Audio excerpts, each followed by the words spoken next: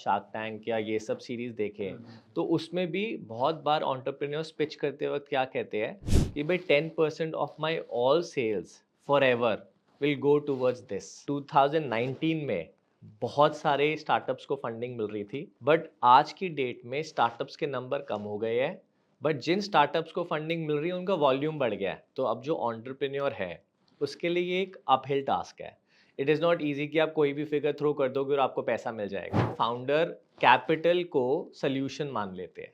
Capital is an enabler, is not the solution to the problems. काफ़ी founders क्या गलत कर रहे होते हैं कि पहले वो चाहेंगे कि profit becomes the main reason कि उन्होंने अपना स्टार्टअप क्यों स्टार्ट किया, और क्योंकि उनको प्रॉफिट कमाना है हम ये प्रॉब्लम सॉल्व कर देते, प्रॉफिट आ जाएगा। ये गलत थ्योरी है। कि स्टार्टअप फाउंडर है, कैसे वो आपको अप्रोच करेगा? सर अनुराग जो है ज़ीब्रालर्न के फाउंडर, आई फील उनकी जो पिच थी, नंबर वन पिच, वो सबसे खराब थी। मतलब वो इतनी खराब थी कि कोई उन्हें कोई पैसे नहीं देता। अगर कोई फाउंडर है, स्टार्टअप फाउंडर, उनको किन बातों का ख्याल रखना चाहिए?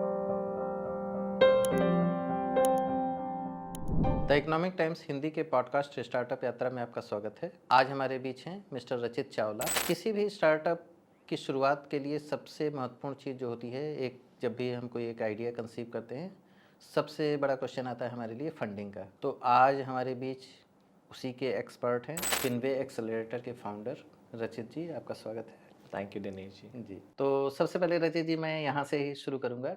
मैं आपके बारे में थोड़ा बैकग्राउंड आपका जानना चाहूँगा, आपकी एजुकेशन, फैमिली और कैसे आप जो है इस तरफ आए। श्योर ये एक छोटी सी जर्नी हमारे साथ शेयर करिए। श्योर। सो जी। मैं bachelor of science business and management मैंने किया लंदन से, जी। Aston university. उसके बाद 1 साल मैंने इंटेल कॉरपोरेशन में जॉब किया। I used to look after pricing of entire EMEA division, जिसको कहते हैं Europe, Middle East and Africa. उसकी प्राइसिंग मैं डिसाइड करता था। जी।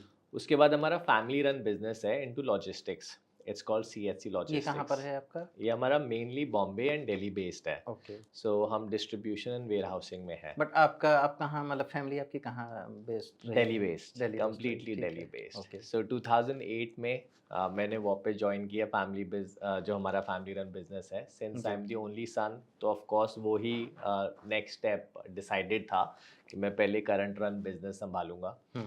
2008 में वो जर्नी स्टार्ट हुई। 2012 तक हमने एक पैरामीटर होता है रोसी, जिसको कहते हैं रिटर्न ऑन कैपिटल एम्प्लॉयड।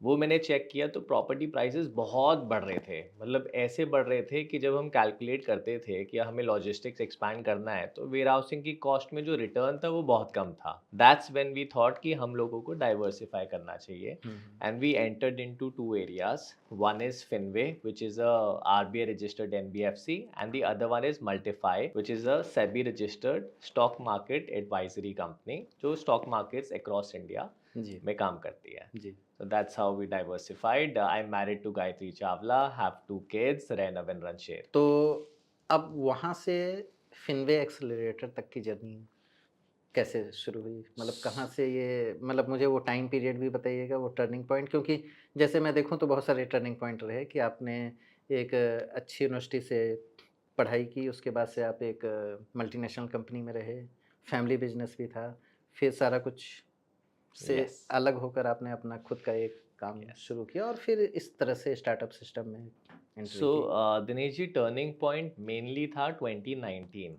जी। हमारा 2012 से जब हमने डाइवर्सिफाई किया तो हमें काफ़ी सारे मेंटोर्स मिले हमारी लाइफ में जिन्होंने काफ़ी हेल्प किया। जैसे अगर एनबीएफसी की बात करूं तो मुझे लगता है मैं इतना ज़्यादा केपेबल नहीं था, बट मेंटोर्स ने सही डायरेक्शन दिखाया जिसका मुझे बहुत प्रॉफिट भी हुआ। तो बाय 2019 बुक्स भी अच्छी थी, बिजनेस भी बहुत अच्छा था, यू हैड सरप्लस कैपिटल। तो I thought what is the way कि आप सोसाइटी को गिव बैक करो। Then we launch the Risers accelerator. हम लोग 30 एंटरप्रेन्योर्स थे, तो तब हमने डिसाइड किया कि इट इज़ टाइम कि हम कुछ ऐसा करें जिसमें हम जो दूसरे एंटरप्रेन्योर्स हैं उनकी भी हेल्प कर सके। राइजर्स एक्सिलरेटर से मेरी जर्नी स्टार्ट हुई। उसमें आई वाज फाइनेंस का डायरेक्टर एंड टेक्नोलॉजी हेड। तो उस दौरान हमने अराउंड 10-12 कंपनीज में इन्वेस्ट किया, जो जिसका रिजल्ट हमें 2022 ऑनवर्ड्स दिखने लग गया। तो सिंस रिजल्ट इतना ल्यूक्रेटिव था कि I plan to launch Finway accelerator, जिसके अंदर जो हमारी एनबीएफसी है that becomes the parent holding company, and उसके माध्यम से हम बहुत सारे एंटरप्रेन्योर्स को सपोर्ट करना चाह तो रहे हैं। आपने कब लॉन्च किया फिनवे एक्सेलरेटर? 2024 2024 लास्ट में। Year only. ठीक, ठीक, ठीक। यस। अच्छा, तो एक बात बताइए, जो आपने बताया कि 2019 में आपने देखा कि एक बढ़िया मतलब इकॉनमी एक बेहतर पोज़ीशन में है और चीज़ें एक तेज़ तेज़ गति से आगे बढ़ रही हैं। लेकिन उसी के बाद कोविड भी आया था यस। और कोविड का इम्पैक्ट करीब लगातार 2 साल तक रहा। यस। तो उसने आपके उस पूरे डिसीज़न पे और तमाम चीज़ों पे कोई इम्पैक्ट डाला, पॉज़िटिव, नेगेटिव या क्या रहा? I think I would say mixed रहा। जी। एक हमारा बेनिफिट ये था कि हमने जब भी इन्वेस्ट किया टेक्नोलॉजी रिलेटेड कंपनीज में ही किया, तो all the companies were very digital, tech savvy, forefront में थी, तो उनका बिजनेस नहीं रुका। अब जैसे एग्जांपल मैं देता हूँ, ज़ीब्रा लर्न एक कंपनी जिसमें हम इन्वेस्टेड है, हुँ, वो डिजिटली एजुकेशन की बुक्स प्रोवाइड करती है under IB language, which means कि जो व्यक्ति को बुक्स पढ़ना बड़ा डिफिकल्ट लगता है क्योंकि बुक्स में बहुत टेक्स्ट होता है, वो क्या करती है, उस टेक्स्ट को ग्राफिक्स में कन्वर्ट करती है। टेक्स्ट होएगा 20%, बट 80% इलस्ट्रेशंस होंगे। तो वो बुक 200 पेज की भले 400 पेज की बन जाएगी, बट फर्स्ट टाइम रीडर उसको ज़रूर पढ़ना पसंद करेगा। एंड बुक्स में बहुत पावर है, एक बार आप पढ़ना स्टार्ट कर दोगे तो काइंड ऑफ एजुकेशन आपको मिलती है वो कहीं नहीं मिलती। ये वही है क्या जो एक मतलब किसी एक टॉपिक पे काफ़ी एक बड़ी-सी बुक लेते हैं 600 या 700 पेजेज़ की हाँ, और 400 से हाँ, 700। हाँ और ऑनलाइन भी उसको जो है वो काफ़ी प्रमोट करते करेक्ट, हैं, है ना? करेक्ट, हाँ, करेक्ट। हाँ। तो वो ऑनलाइन भी प्रमोट करते हैं। जी, एंड काफ़ी आई थिंक 2.5 लाख सब्सक्राइबर्स हैं उनके।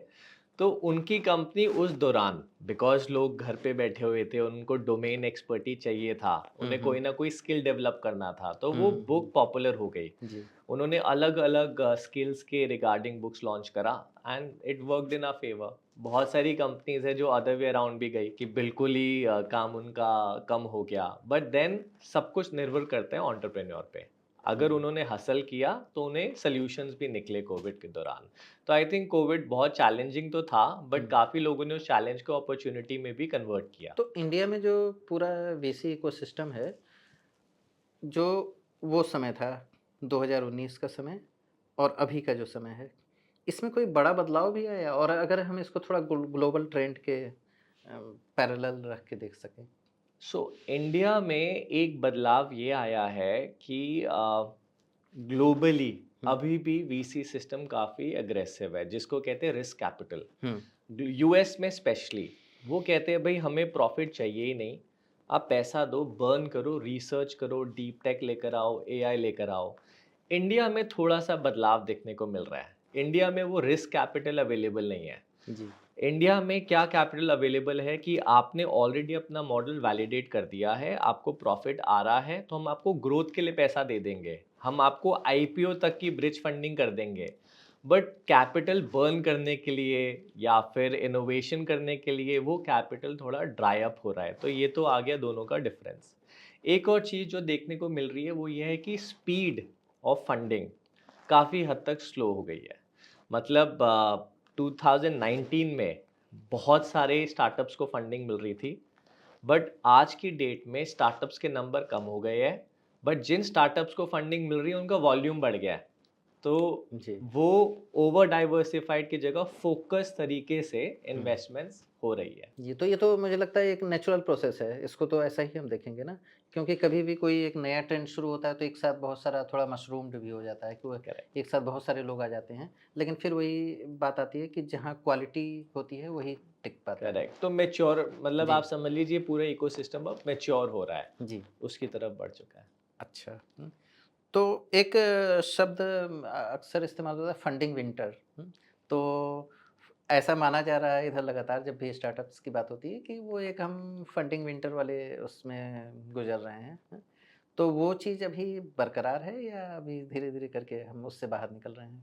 नहीं, I would say funding winter अभी भी मौजूद है। मौजूद है। जी, एंड फिगर्स थोड़ी रियलिस्टिक हो गई है। जी। पहले क्या होता था कि जो स्टार्टअप्स थे वो कहते थे हमारी जो टर्नओवर है वो जीएमवी लेवल पर आप टर्नओवर गिनिए। जीएमवी लेवल बेसिकली सेल्स के एक लेवल ऊपर होता है। मतलब अगर आप मार्केट प्लेस है, आपने एक शर्ट बेची 1000 रुपए की, बट आपको कमीशन आया 100 रुपीज़, तो आप सेल्स बोलेंगे नहीं, आप मेरी सेल्स 1000 पे काउंट करो, 100 रुपीज़ पे नहीं काउंट करो। पहले ये चल जाता था इन्वेस्टर्स के साथ। आज की डेट में इन्वेस्टर्स बहुत रियलिस्टिक हो गए हैं। उन्हें पता है कि you are a marketplace, आप ई कॉमर्स तो हो नहीं। मार्केट प्लेस में हम जीएमवी क्यू वैल्यू क्रिएट करेंगे, हम तो सेल्स आपकी 100 रुपीज़ ही मानेंगे। उसकी वजह से कुछ हद तक इन्वेस्टमेंट्स बहुत ओवर वैल्यूड नहीं है, बबल की तरह नहीं है, it's become very very realistic. तो अब जो एंटरप्रेन्योर है उसके लिए ये एक अपहिल टास्क है। इट इज़ नॉट ईजी कि आप कोई भी फिगर थ्रो कर दोगे और आपको पैसा मिल जाएगा। You will have to prove your concept on paper, उसके बाद आपको पैसे की उम्मीद करनी चाहिए। तो अब तक मैंने इस शो में जितने भी लोगों से बातचीत की है तो जनरली हम उस तरफ खड़े होते हैं और वहाँ से हम वो सारे आइडियाज़ पे और जो भी उनका पूरा स्ट्रगल होता है उस पे बातचीत करते हैं। आप इधर हैं, तो मैं ये जानना चाहता हूँ कि आपके लिए क्या चैलेंजेस रहते हैं? उनकी चुनौतियाँ तो अपनी जगह हैं जो यस, स्टार्टअप्स के फाउंडर होते हैं। आप जब इन्वेस्ट कर रहे होते हैं, तो आपके चैलेंजेस क्या होते हैं? सबसे पहले इन्वेस्ट करते वक्त हमें चैलेंज आजकल आने लगे है कंप्लायंस का। जी।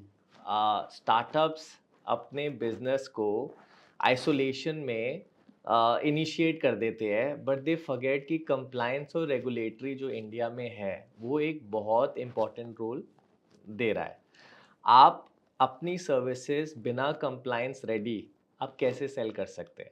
तो आपको वो लीगल फ्रेमवर्क और कंप्लायंस का रिस्पेक्ट तो करना ही पड़ेगा, अदरवाइज सूनर और लेटर आप एंड हो जाओगे एंड बहुत ज़्यादा डिफिकल्ट रिप्रिकॉशंस हैं। मैं एग्जांपल देता हूँ। हुँ, एक स्टार्टअप, बहुत अच्छा startup, innovative idea, generative AI investment advisory में उन्होंने पूरा इकोसिस्टम बना दिया, बहुत खर्चा कर दिया, बट सेबी से लाइसेंस ही नहीं लिया अच्छा। And they went live.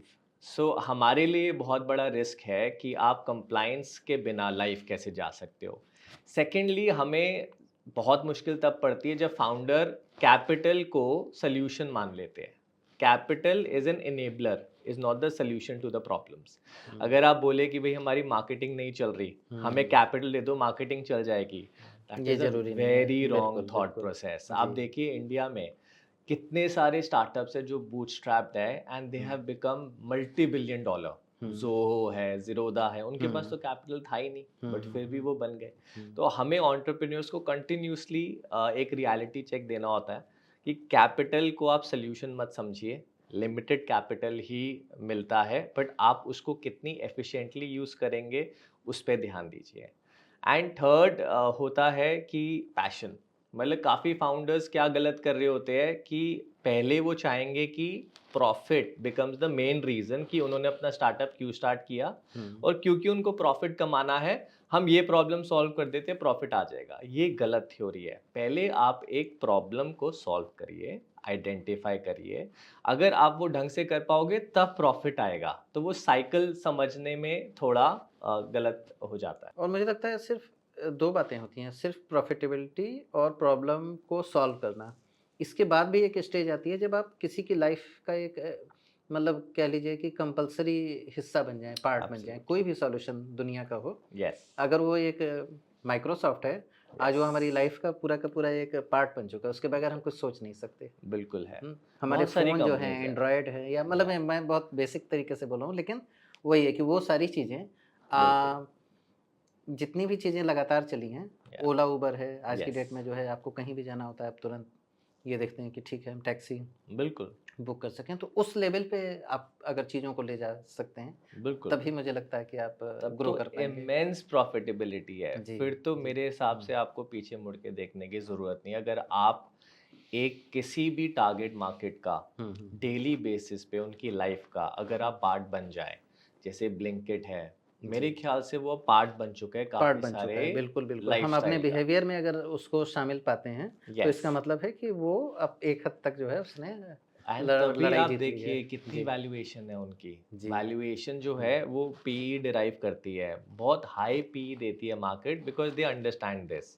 ठीक है, ये हुआ आपको याद होगा अर्बन कंपनी के साथ कि अर्बन कंपनी का जब ये बात सामने आई कि वो हाउस हेल्पर जो है, या वो लाने वाले हैं, इंट्रोड्यूस या करने वाले हैं, तो अचानक से मतलब उसकी तरफ सब लोगों का रुझान गया और अभी एब्सोल्युटली। देखिएगा वो हो जाएगा, वो सबकी बिल्कुल, लाइफ का एक कंपनीज़ पार्ट बन ऑलरेडी आ जाएगा। रही है जी, उसके अराउंड। तो जी। आपने बिल्कुल ठीक हुँ, कहा हुँ, कि आप अगर किसी की लाइफ का हिस्सा बन गए, हुँ। ज़ीरोधा भी क्या है, लाइफ का हिस्सा बन चुका है वो। लाइफ का हिस्सा बन चुका है, बिल्कुल। ज़ोहो एज़ अ सीआरएम मेरे हुँ, ख्याल से लाइफ का हिस्सा बन चुके हैं। अब बहुत रेयर है कि कोई बिज़नेस कहेगा, बिज़नेसमैन, कि मैं अपना खुद सीआरएम लॉन्च करता हूँ। जी। Zoho is there, that's why they are multibillion dollar companies. तो जो चैलेंजेज़ आपने बताए वहीं से एक चीज़ और एंटर होती है, वो ये होती है कि सिर्फ़ किसी भी स्टार्टअप को पैसा नहीं चाहिए, उसको कुछ और चीज़ें चाहिए, यानी कि उसको एक सर्टेन गाइडेंस भी चाहिए यस, और उसको एक नेटवर्किंग चाहिए, उसको उसमें भी टेक्निकल असिस्टेंस या ऐसी बहुत सारी चीज़ें चाहिए, यस, जिसमें आपने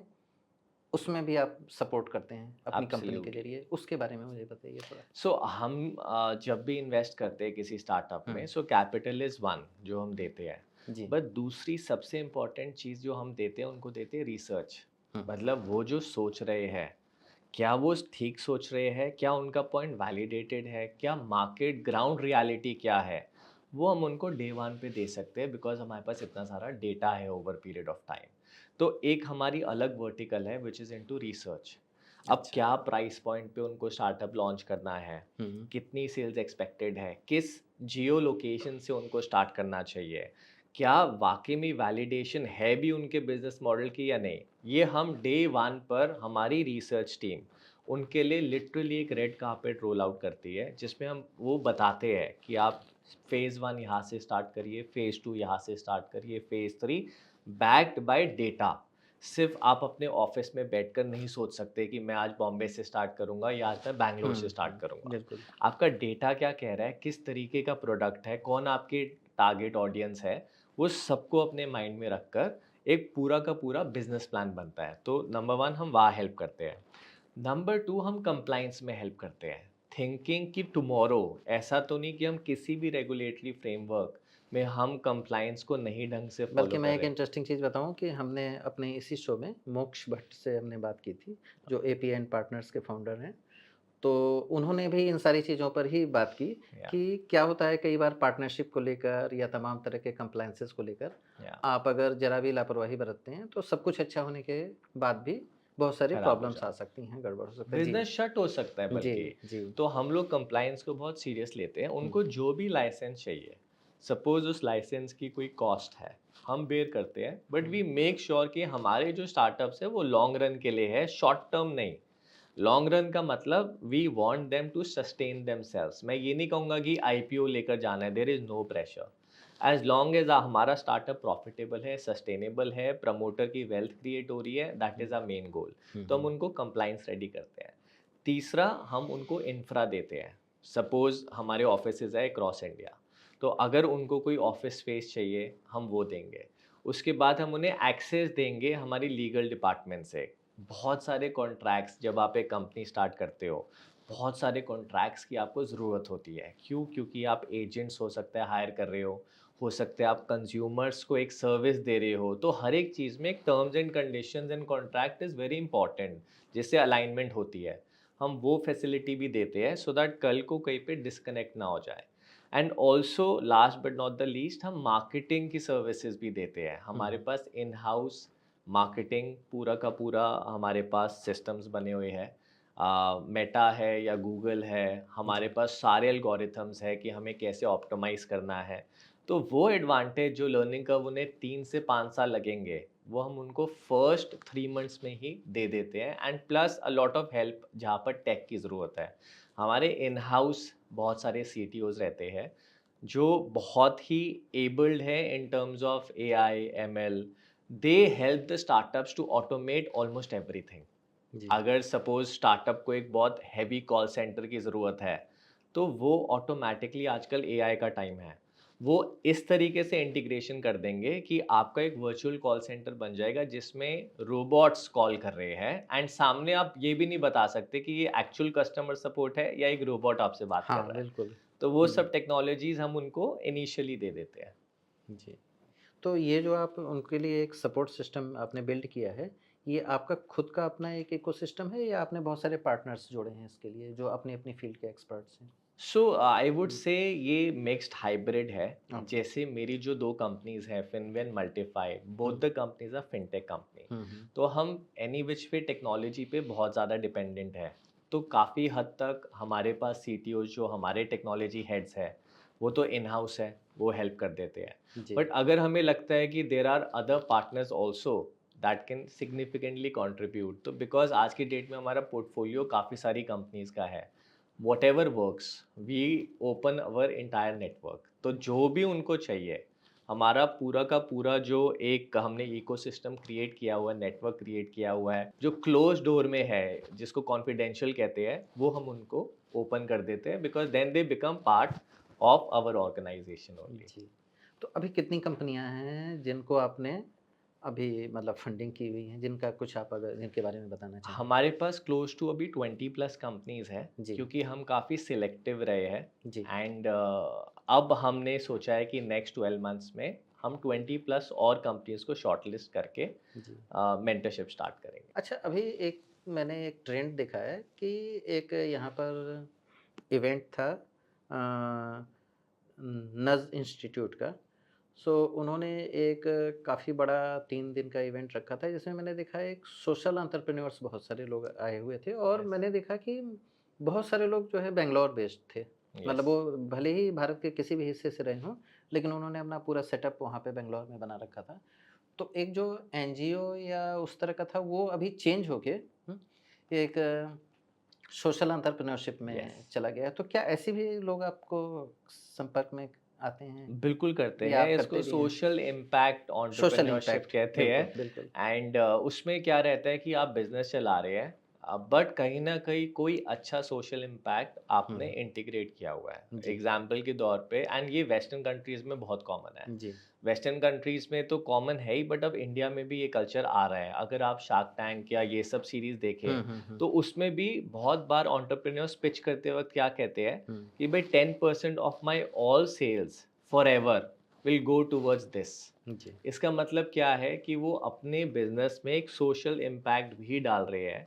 सोसाइटी का कोई ऐसा हिस्सा जिस पे उनकी कंपनी जब सक्सेसफुल होएगी, एंड पैरेलली वो उस इम्पैक्ट पे फोकस करके उसमें एक पॉजिटिव चेंज लाएंगे। तो ये देखने को मिल रहा है, एंड एंटरप्रेन्योर्स एक तरीके से बहुत अच्छा मानते हैं इसको। जी। अच्छा इसलिए भी मानते हैं कि इट बिकम्स सीएसआर, कि चलो something good is also happening. Hmm, hmm. And of the day आपको मिला तो इसी इकोसिस्टम से है, सो इट्स बिल्कुल, बिल्कुल। ऑलवेज गुड हमारे कि तो आप। अगर आप देखिए ओल्ड इंडियन ट्रेडिशन में भी ये बात कही जाती है, जो हमारी भारतीय परंपरा है, उसमें भी या कहा जाता है कि जो आप अर्न कर रहे हैं, या वो सोसाइटी को लौटाइए भी और आपने देखा होगा जो पुराने हमारे ट्रेडिशनल कारोबारी थे, या आप किसी भी छोटे शहर में जाएँ, तो आपको पता चलेगा कि वहाँ के करीब 50% जो स्कूल हैं, गर्ल्स वो कॉलेज उन्हीं हैं, के हैं। वो सब उन्होंने ही कहीं न कहीं से जो है उसको सपोर्ट किया हुआ है। यस, जी, इंडिया में भी ऐसा काफ़ी हो रहा है। जी, इनफैक्ट जैसे विप्रो के चेयरमैन हैं मिस्टर प्रेम जी, वो भी जी। हाँ, काफ़ी काफ़ी बड़ा है उनका अज़ीम बहुत। प्रेमजी यस। फाउंडेशन।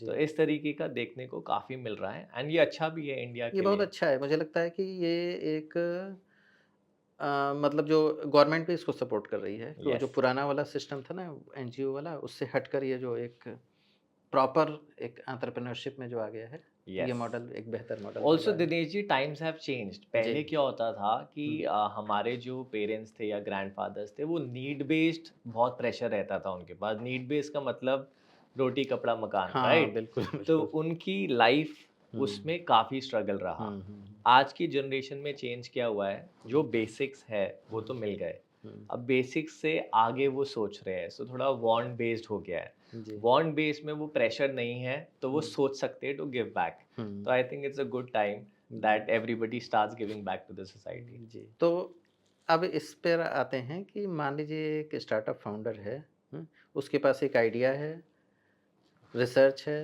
डॉक्यूमेंटेशन है। वो आपके पास आना चाहता है।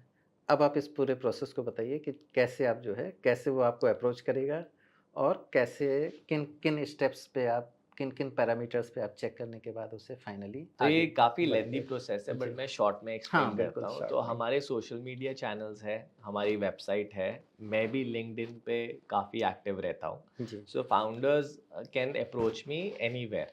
हुँ, तो जब वो मुझे अप्रोच करेंगे जनरली उनके पास या तो एक रनिंग बिजनेस होएगा या एक आइडिया होएगा। हुँ, दोनों केसेस में एक पिच डेक होता है, वो पिच डेक हम लोगों को सेंड करेंगे। हमारी एक एडवाइजरी टीम है जो असेस करती है कि पिच डेक जो उन्होंने भेजा है, how passionate are they for the pitch deck, मतलब जो प्रॉब्लम वो सॉल्व करना चाह रहे हैं। अगर तो वो सिर्फ सुपरफिशियल लेवल पर सॉल्व कर रहे हैं, then chances are very high कि वो नेक्स्ट स्टेज तक नहीं जाएंगे। बट अगर हमें फील होता है कि उनके पास डोमेन एक्सपर्टी है, उनके पास डोमेन नॉलेज है और जो वो प्रॉब्लम सॉल्व कर रहे हैं वो जस्ट बिकॉज ऑफ मनी नहीं कर रहे, बट जेन्युइनली वो एक क्षमता या कैपेसिटी रखते हैं सॉल्व करने की, चांसेस आर वेरी हाई कि उनको सीधा हुँ, हमारे साथ round of interview and round of okay, casual okay, discussion मिलेगा। जी, पहला राउंड ऑफ डिस्कशन हम जनरली वर्चुअल रखते हैं बिकॉज टाइम सेविंग है। वर्चुअल डिस्कशन अगर अच्छा रहता है, हम समझ पाते हैं कि ऑथेंटिक फाउंडर है। ऑथेंटिक फाउंडर का मतलब ही wants to do something in his life and जो स्टोरी टेलिंग वो कर रहे हैं वो रेजोनेट करती है उनकी लाइफ से, हुँ, एंड वो सारी चीज़ें हमें लगता है कि जेन्युइन बोल रहे हैं एंड एंटरप्रेन्योर्स पे बेट किया जा सकता है। Then we have a physical round. Hmm, physical round में हम उनकी सारी रिक्वायरमेंट समझते हैं, हम उनका बिजनेस को रिसर्च बैक्ड वैलिडेट करते हैं कि वेदर वो जो सोच रहे हैं सारे चेकलिस्ट टिक है या नहीं। हुँ, अगर हमें लगता है कि yes there is a market also that exist, हमको फर्स्ट मूवर या सेकंड मूवर, ज़रूरी नहीं है कि हमेशा फर्स्ट मूवर एडवांटेज ही होए, बिकॉज़ आप देखो तो आजकल डुओपोली बहुत पॉपुलर बहुत, है। बहुत, बहुत ज़ोमैटो है तो स्विगी पूरी है, हिस्ट्री इस पे टिकी हुई है इसी ना, पे टिकी आप हुई है। देखिए तो हाँ, फर्स्ट मूवर नहीं भी होता, हुँ, सेकंड मूवर भी होता है, बट हुँ, हमें लगता है एग्जीक्यूशन बहुत अच्छी है इस फाउंडर की, and founder is a Hustler कि कुछ करना ही करना है, इस तरीके का उनमें एनर्जी है। देन हम उनको नेक्स्ट स्टेप पे फंडिंग की तरफ लेके जाते हैं, जहाँ पर हम उनसे सिंपल ये बोलते हैं कि आप लिस्ट दे दो, what do you want from us, and हम जितनी भी बड़ी लिस्ट होएगी, हम आपको सब कुछ प्रोवाइड कर देंगे। जी। तो आपकी बातचीत से मुझे 2 बातें समझ में आई कि किसी भी व्यक्ति के लिए सबसे इम्पोर्टेंट ये है कि उसका पैशन और वो कितना जेन्युइन है और उसकी कितनी तैयारी है। यस। ये बहुत इम्पोर्टेंट है। मुझे लगता है कि जो लोग इसे देख रहे होंगे, उनको भी इससे एक बहुत इनफैक्ट मदद मैं आपको मिलेगी। इसी में जी। एग्जांपल दूंगा। एक हमारी कंपनी है कॉल्ड स्प्राउट स्टूडियोज, उनके प्रमोटर हैं mister Rahul. There are 4 co-founders. हुँ, हुँ। राहुल काम करते थे कोको मेलन करके यूट्यूब चैनल के लिए वीडियोस बनाने में। हुँ, कोको हुँ। मेलन ग्लोबल चैनल है। हुँ, हुँ। बहुत वीडियोस वो बनाते थे as a service, in a sense कि कोको मेलन उनको एक एक्स अमाउंट देता था एंड हुँ, वो पूरी वीडियो एंड आईपी क्रिएट करते थे। हुँ।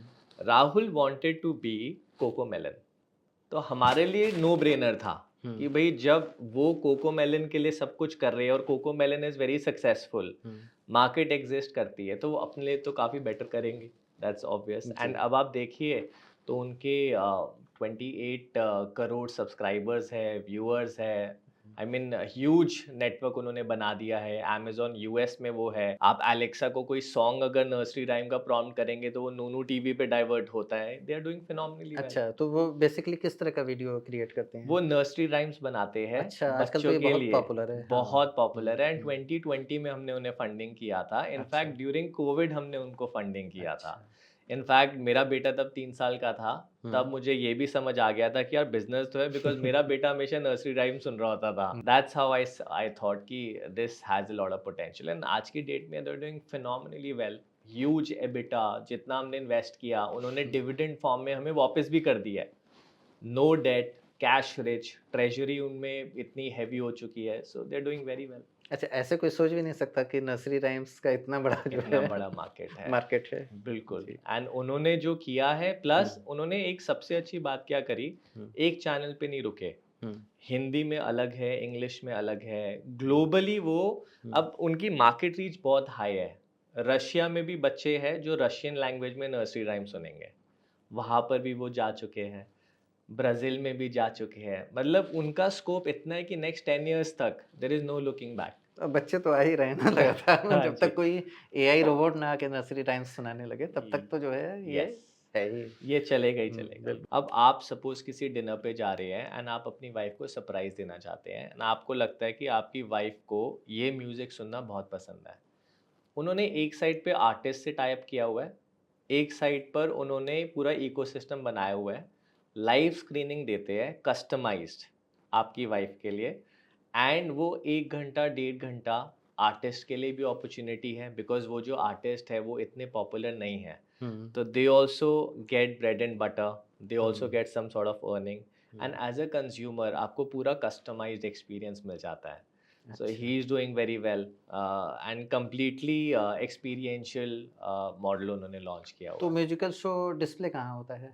है virtually वर्चुअली projector पे. प्रोजेक्टर पे? अच्छा, अच्छा, बट अच्छा। वो जब वो चल रहा होएगा पूरा हुँ, शो, हुँ, हुँ, इनफैक्ट वो पता चलता है कि बिल्कुल आपके लिए है, बिकॉज आपका नाम बार बार, you hmm, can request also, it's 2 way not 1 way. Hmm, तो हुँ। आप बोलेंगे अब ये सॉन्ग, तो वहाँ पर अच्छा, हो जाएगा तो पार्टीज़ में या जैसे एनिवर्सरीज़ या इस तरह के उसमें उन्होंने एक पूरा का पूरा इसको पूरा. एक्सप्लोर किया होगा? उसमें जी। मेन उनका, जैसे हमने इम्पैक्ट की बात करी, हुँ, तो हुँ, उसमें उनका मेन इम्पैक्ट क्या था, hmm, there are so many artist hmm, in India hmm, जिनको ब्रेक नहीं मिल पा रही, and they are struggling for their livelihood. मतलब दे आर वेरी टैलेंटेड, बहुत स्किलफुल है, बट उनके पास अपॉर्चुनिटी ही नहीं है. सो उनका आइडिया क्या था कि मैं अपॉर्चुनिटीज़ दूंगा जी। आर्टिस्ट को, हर तरीके के आर्टिस्ट, कोई सितार आर्टिस्ट है, कोई म्यूज़िक का आर्टिस्ट है, मतलब डिफरेंट डिफरेंट आर्टिस्ट. हमने इसी शो में बात की थी सांशे भाटिया से, तो उन्होंने उनका जो स्टार्टअप है द मालिश कंपनी, तो उन्होंने भी इसी तरह का एक सोशल इम्पैक्ट अपने लिए खोजा है। वो ये है कि जो डिसेबल हैं, या हुँ, वो कारपोरेट्स के साथ टाई अप करेंगे और वेलनेस प्रोग्राम में उनके सपोर्ट करेंगे। यानी कि वो हल्का-सा उनको जो है रिलैक्सेशन, यस. मसाज करना या कंधों पे वो करना, और ये मतलब है आइडिया बहुत ही लगता है कि अजीब है। उन्होंने कहा भी कि बहुत जगह जाके हमें मतलब रिजेक्शन भी मिला, लेकिन बहुत जगह उनको बहुत अच्छा सपोर्ट भी मिला। यस. तो बेसिकली वो जो लोग मतलब देख नहीं सकते या सुन और बोल नहीं सकते, उनको लेकर वो पूरा का पूरा कर रही हैं। यस. तो ये कंपनी हो गई, और भी कोई एग्ज़ाम्पल हो अगर एक आध शेयर एक करना कंपनी चाहें? है टी ट्रंक. जी। टी ट्रंक क्या करते हैं, आपने देखा होगा इंडिया में लोग चाय के बड़े शौकीन हैं, जी। तो वो बड़ी रेयर रेयर टीज की लीव्स अक्रॉस इंडिया हुँ, हुँ।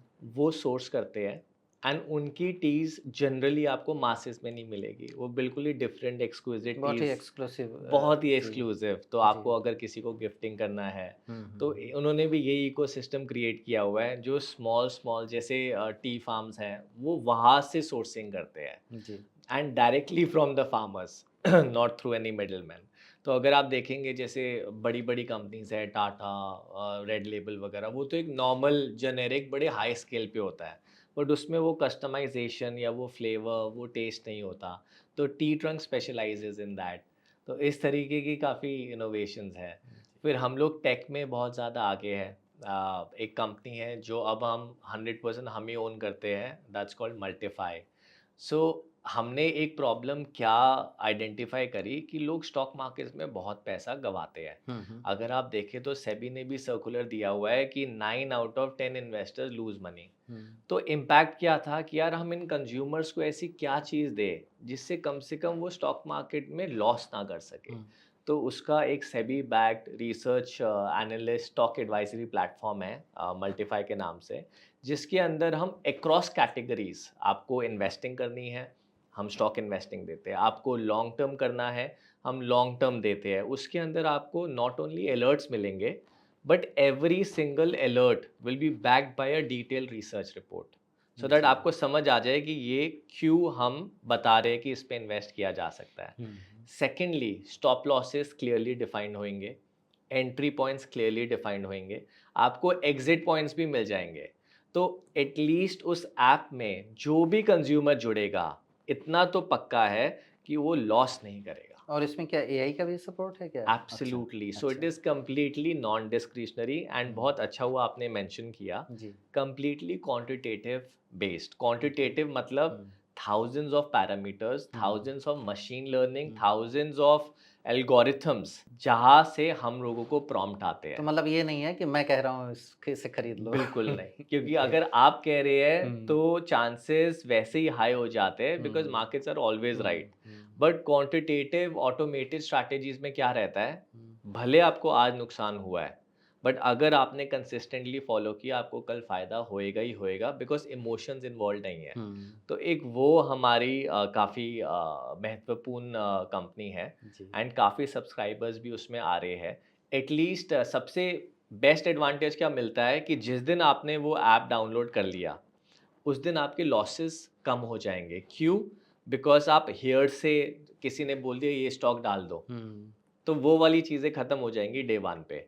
आप फ़ोकस उसी पे करोगे जो जेन्युइनली रिसर्च बेस्ड है, जी। नॉट बिकॉज़ किसी ने कह दिया, हमने वो ले लिया। आप इंडिया के बाहर भी क्या कुछ एक्सपेंशन कर रहे हैं कि मतलब वहाँ दूसरी अदर कंट्रीज़ मतलब मुझे मालूम नहीं है टेक्निकली कितना सही है? सो हाँ, एक्सेलरेटर के माध्यम से जी, हम नहीं कर रहे, हम अच्छा। इंडिया बेस्ड ही है।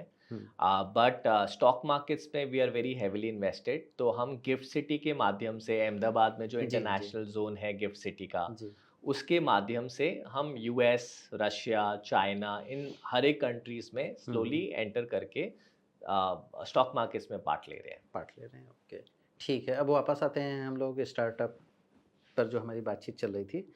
एक मेरा ऑलमोस्ट अब हम इसको आगे कह लीजिए कि समराइज़ करने की कोशिश कर रहे हैं कि अगर कोई फाउंडर है, स्टार्टअप फाउंडर, उनको किन बातों का ख़्याल रखना चाहिए? वो कौन-सी ऐसी 5 या 7 या 10 बातें हो सकती हैं, हैं?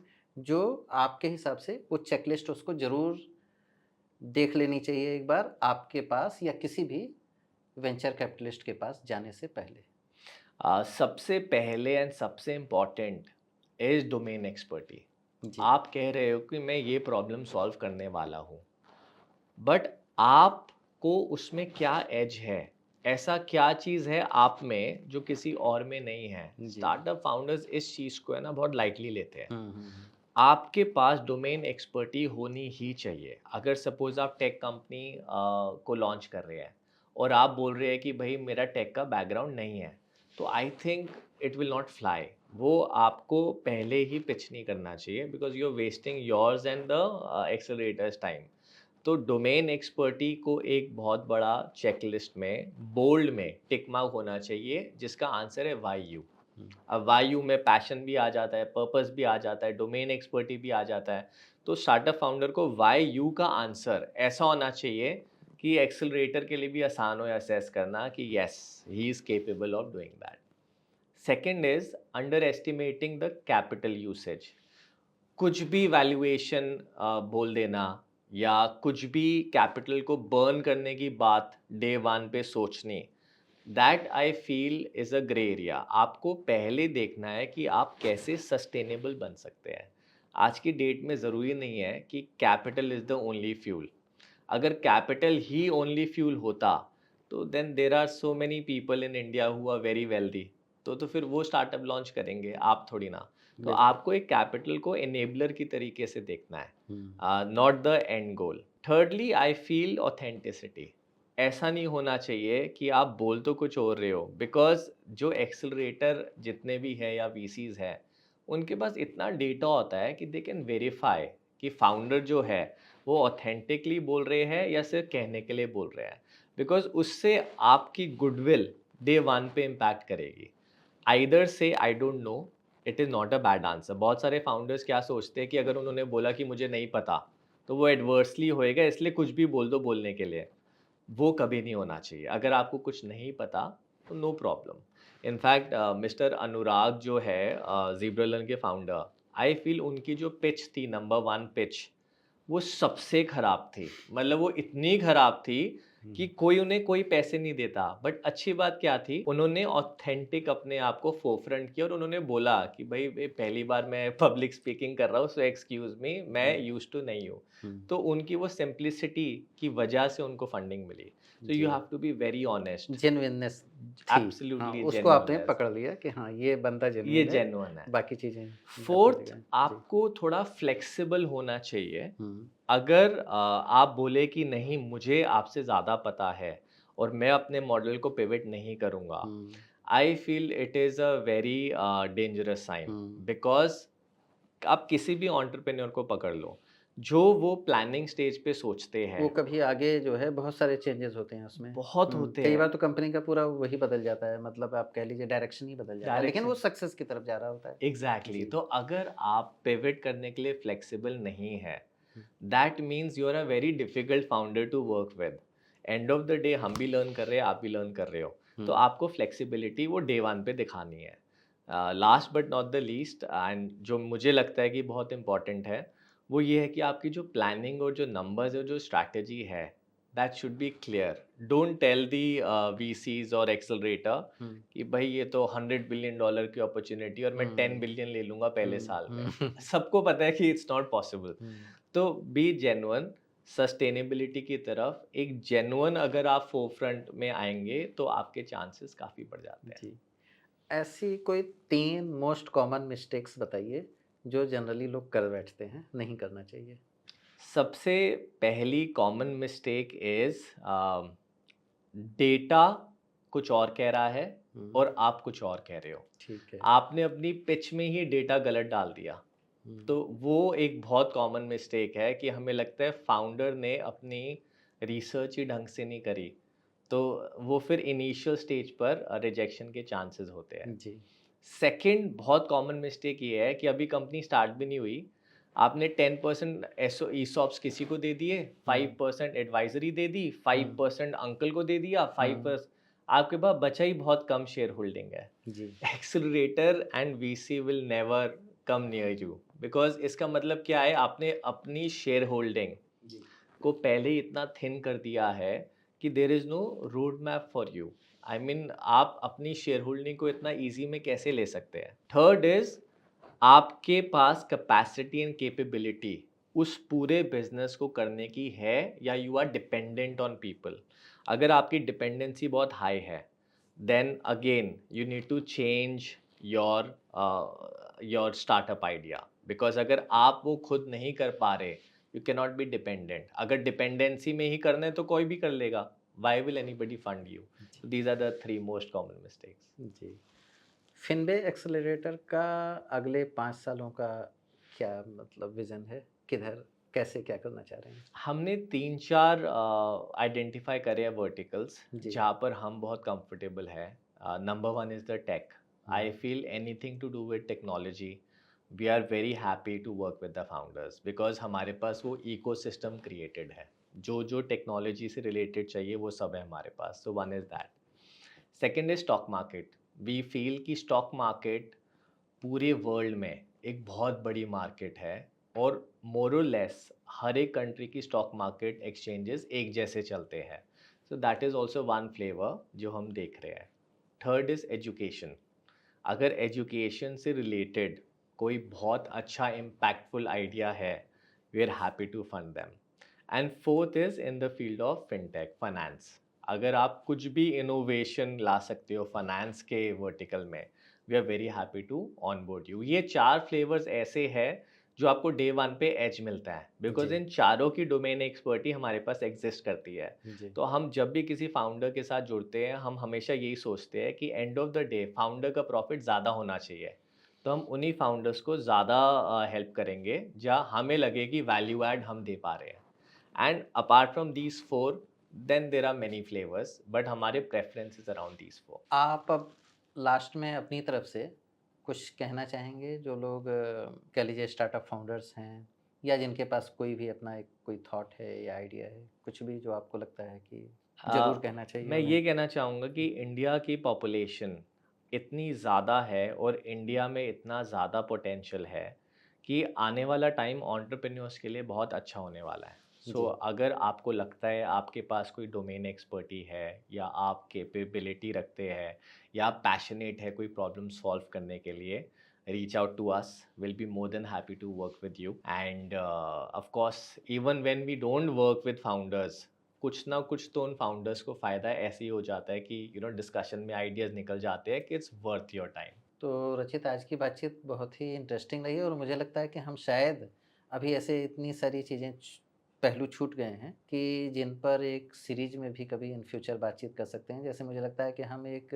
पूरी बातचीत एआई स्टार्टअप्स को लेकर कर सकते हैं, क्योंकि आपने एब्सोल्युटली। बताया कि उसमें आपकी एक अपनी एक्सपर्टाइज भी है। तो आप हमारे साथ जुड़े, हमारे स्टूडियो में आए, थैंक यू और सो आपने मच। बहुत ही मतलब मुझे लगता है कि जिनके मतलब की इन्फॉर्मेशन है उनके लिए बहुत ही काम की बातें आपने कही। थैंक यू सो तो मच बहुत-बहुत दिनेश। धन्यवाद आपको। Thank you, it was a जी, pleasure. Thank thank you. You.